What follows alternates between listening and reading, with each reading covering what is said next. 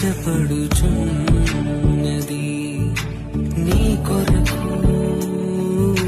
నా కనులు ఎదురు చూచుచున్నవి. హృదయమంత వేదనతో నిండి ఉన్నది, ఆదరణే లేక ఒంటరైనది.